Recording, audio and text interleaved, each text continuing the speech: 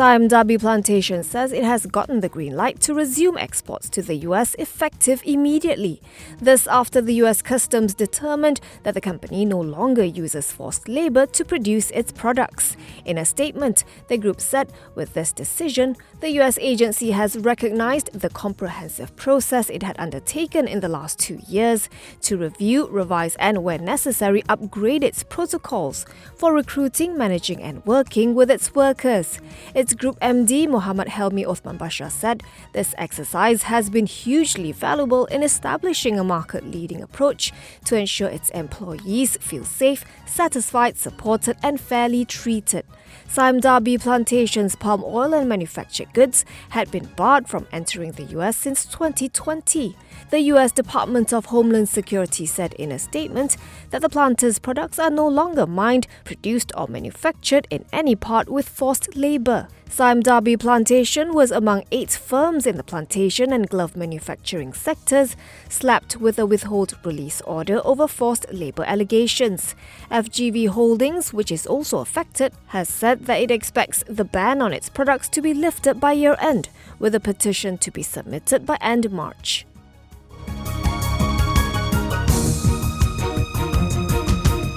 Petronas is said to be finalising its first acquisition of an Australian renewable energy business, citing 2 people involved in the transaction. Reuters reports the energy giant is set to pick up German firm Ursol's solar farms and a large development pipeline. According to one person involved in the talks, the sale price could be between 900 million Australian dollars and 1 billion Australian dollars, or approximately 3.02 billion ringgit. The report highlighted that the potential deal comes as Petronas looks to build a renewable business through its company Gentari, which aims to have 30 to 40 gigawatts of renewable energy capacity, particularly in solar, by 2030. Ursol put its Australian renewables business up for sale last year after scrapping plans to publicly list the business. According to its website, it runs solar farms and a battery across 7 sites with a capacity of 746 megawatts, has a development pipeline of about 700 megawatts and is asset manager for 349 megawatts in Australia's eastern states.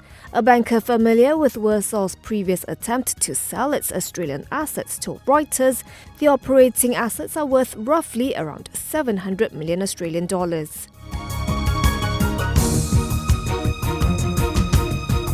Prime Minister Datuk Sri Anwar Ibrahim has confirmed that the development allowance for MPs has been reduced to 1.3 million ringgit from 3.8 million ringgit.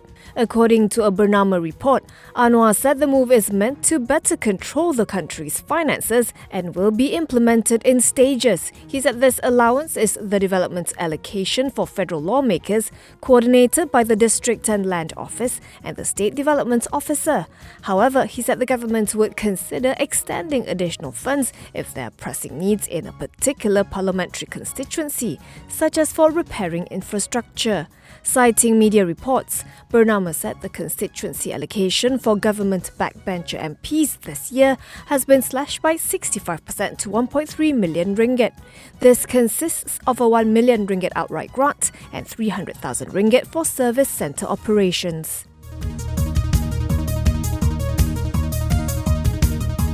The Kuala Lumpur High Court has dismissed Deputy Prime Minister Datuk Sri Dr. Ahmad Zahid Hamidi's application to have his passport returned permanently in order for him to carry out his official duties. Judge Datuk Colin Lawrence Sekera did, however, allow the temporary return of Zahid's passport so that he may apply for a diplomatic passport. Zahid's passport is being held as part of his bail conditions, pending the outcome of his corruption trial before Sekera. He is facing 47 charges of criminal breach of trust, corruption and money laundering, involving 31 million ringgit of funds belonging to Yayasan Akal Budi.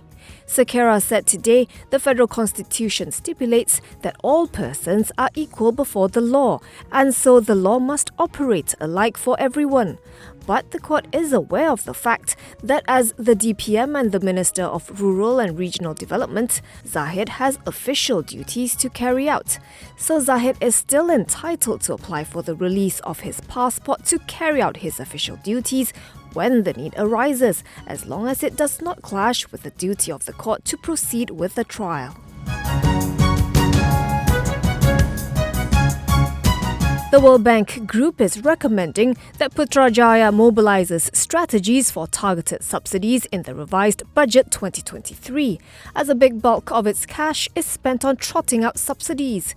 World Bank's lead economist for macroeconomics, trade and investment, Dr. Apurva Sanghi notes, fuel subsidy allocation in particular is still high and needs to be addressed for long-term fiscal sustainability. He pointed out that the biggest expenditure saving would come from subsidy rationalisation, with 2.3% of GDP spent on just fuel subsidy, much higher than the 1.9% of GDP spent on the Ministry of Health's budget. He added the success of a targeted subsidy rollout lies in the logistical infrastructure to identify the deserving group, and suggested that the government refer to the data available on the Bantuan Keluarga Malaysia platform. However, he said this would also depend on the extent of the government's political willingness to fully commit to this move. According to Apurva, the benefits of blanket subsidies are being enjoyed disproportionately by higher income households. Government estimates suggest the richest 20% of Malaysian households receive 53% of the fuel subsidy.